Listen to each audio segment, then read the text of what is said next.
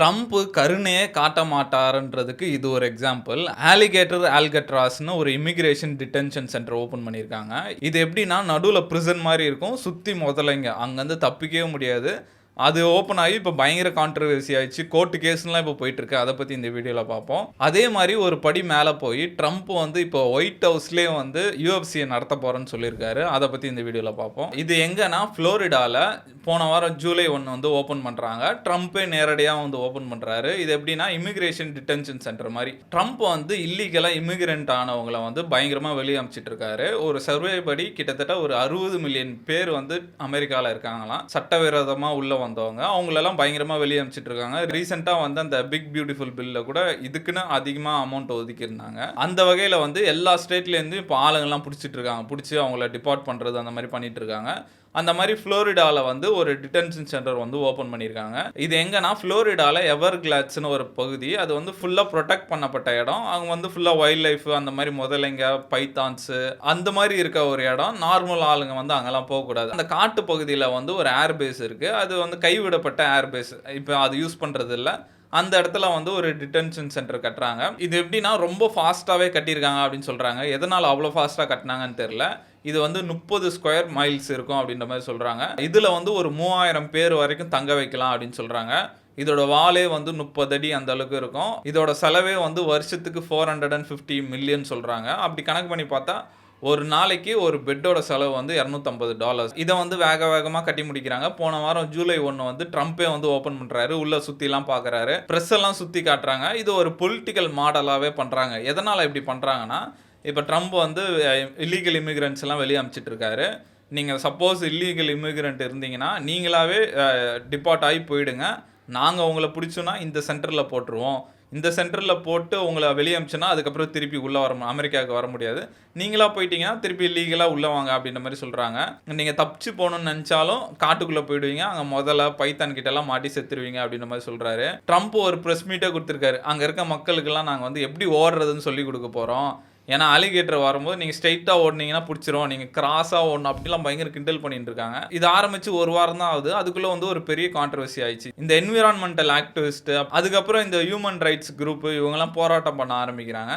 எதனாலனா 2 பக்கம் இதுக்கு பாதிப்பு இருக்குது. அனிமல்ஸ் பக்கம் பாதிப்பு இருக்குது, மக்கள் பக்கம் பாதிப்பு இருக்குது. அனிமல்ஸ் பக்கம் என்ன பாதிப்புனா, நம்ம அது வந்து அதோட இடம் மாதிரி, அதில் போய் நம்ம அங்கே டிஸ்டர்ப் பண்ணுற மாதிரி, அனிமல்ஸ்லாம் இப்போ பயந்து இருக்கு அப்படின்ற மாதிரி என்விரான்மெண்டல் ஆக்டிவிஸ்ட்லாம் போராட்டம் பண்ணிட்டு இருக்காங்க. இன்னொரு பக்கம் வந்து இந்த ஹியூமன் ரைட்ஸ் குரூப்லாம் வந்து போராட்டம் பண்ணிட்டு இருக்காங்க. மக்களை வந்து அந்த இடத்துல குரூயெல்லாம் அடைச்சி வைக்கிறாங்க.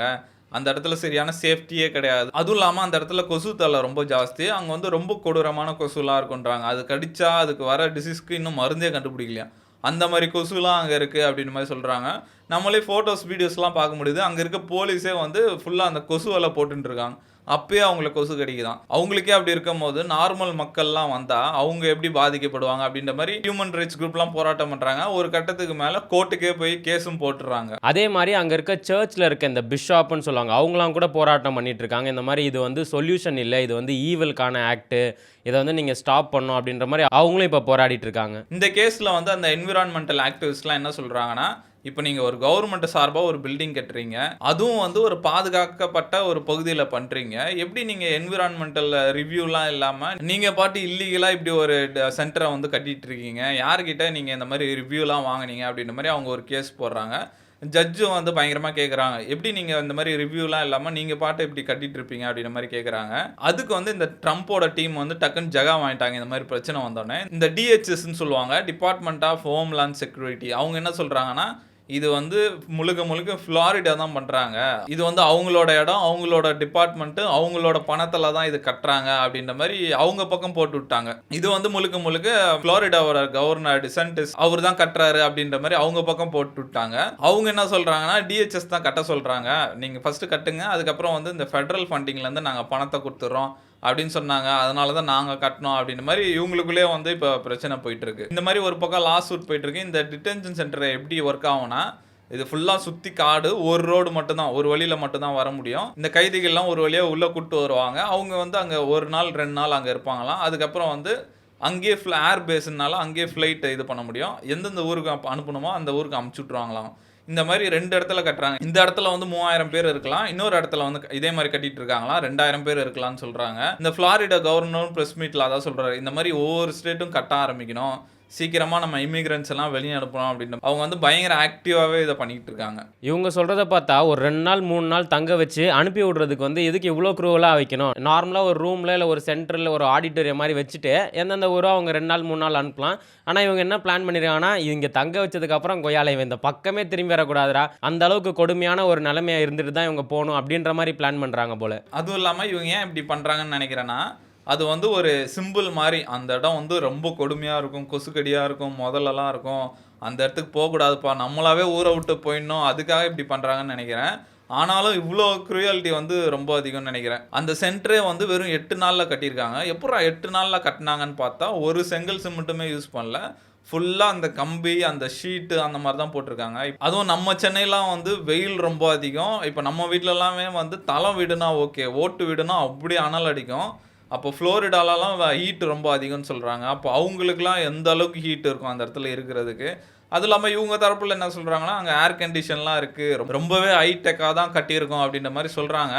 ஆனாலும் அது வந்து ரொம்ப குரூயலான இடம் தான் நெனைக்கிறேன். அதுவும் இல்லாம இந்த பேரே வந்து ஒரு இன்ட்ரஸ்டிங்கான பேரு. ஆலிகேட்டர் ஆல்கட்ராஸ்ன்ட்டு. இதுக்கு ஒரு வரலாறும் இருக்கு. ஏன்னா, ஆல்கட்ராஸ்ன்னு ஒரு ஜெயில் இருக்கு. ஒரு தீவுக்கு நடுவுல ஒரு ஜெயில் மாரி இருக்கும். அத வந்து ட்ரம்ப் ஓப்பன் பண்ணணும்னு நெனச்சாரு. அதுக்கப்புறம் நெறைய பேச்சுவார்த்தைலாம் போயி, அதுக்கப்புறம் அது ஓப்பன் பண்ண முடியாதுன்னு உட்டாங்க. அதே பேர்ல வந்து இப்போ மறுபடியும் ஆல்கேட்டர் ஆல்கட்ராஸ்ன்னு இது ஒண்ணு ஓப்பன் பண்ணியிருக்காரு. எதுக்காக அப்படி பேர் வச்சிருக்காங்கன்னா, ஆல்கட்ராஸ்ன்றது வந்து ரொம்ப பாதுகாக்கப்பட்ட ஜெயிலு. உள்ள போயிட்டா திருப்பி வரவே முடியாது. ரொம்ப நொட்டோரியஸான கிரிமினல் தான் அங்க வச்சிருப்பாங்க. இத மக்களுக்கு இடையே ஒரு பயம்புறுத்தணும் அப்படின்ற மாரி இது பண்ணிட்டு இருக்காங்க. ட்ரம்ப்ப பொறுத்தவரைக்கும் இந்த இமிகிரேஷன் மக்கள வெளிய அனுப்புறதுல ரொம்ப தீவிரமாவே இருக்காங்க. இந்த ட்ரம்ப் சப்போர்ட்டர்ஸ்லாம் இவங்கள எப்படி கூப்பிடுறாங்கன்னா, இல்லீகல் ஏலியன்ஸ்ன்னு சொல்றாங்க. அவங்க வந்து அமெரிக்காவுக்கு சம்மந்தம் இல்லாதவங்க அப்படின்னு சொல்றாங்க. இந்த ட்ரம்ப் சப்போர்ட்டர்ஸ்லாம் என்ன சொல்றாங்க, ஒரு 30 மில்லியன் பேர் இல்லீகலா வந்து அமெரிக்காக்குள்ள வர வச்சாங்களாம். ஏன்னா டெமோக்ராட்ஸை ஜெயிக்க வைக்கணும் அப்படின்ற மாதிரி அவங்க டெமோக்ராட்ஸுக்கு ஓட்டு போட்டு ஜெயிக்க வைப்பாங்கன்ட்டு இல்லீகலாக வர வச்சாங்க அப்படின்ற மாதிரி சொல்கிறாங்க. இப்போதைக்கு ஒரு ரூமர் வந்து கிட்டத்தட்ட ஒரு 60 மில்லியன் பேர் இருக்கான்றாங்க. எல்லாரையும் இப்போ வெளியே அனுப்புறதுல ட்ரம்ப் ரொம்ப மும்பரமாக இருக்காரு. அதே மாதிரி இன்னொரு பக்கம் வந்து இப்போ ரீசெண்டாக 4th of July American independence day கொண்டாடினாங்க. அப்போ சில அனௌன்ஸ்மெண்ட்லாம் சொன்னார்.